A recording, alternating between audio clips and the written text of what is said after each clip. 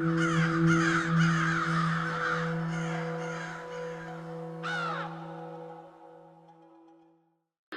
Sloane, 7-point win in an elimination final. How epic was that contest? Yeah, it was huge. That last quarter was massive. We had a number of guys stand up, and look, to get up on the MCG in a final like that, that's just massive for us. And back here again next Friday.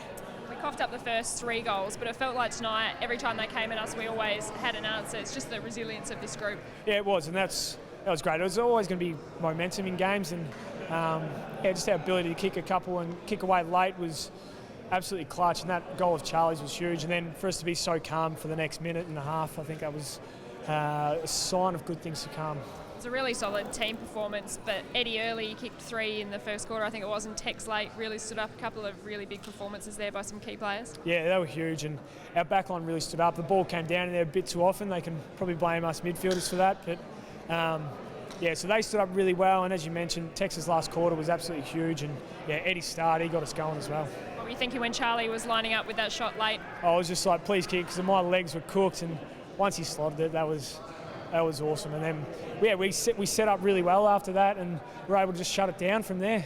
Where does it rate in terms of the wins you've been involved with at this club? Definitely right up there, probably if not the best. I mean, final wins along with showdown wins, and just close games are always awesome, but to win here, elimination final against the Dogs on the G, is huge. You mentioned we'll be back here Friday night against the Hawks. We've had a final or 2 against them, and they haven't ended too well, but the boys will take a lot of confidence out of tonight going into Friday. Yeah, definitely, and still want to get our pressure back up to what it was a few weeks ago, and I think if we do that, then we're riding with a crack.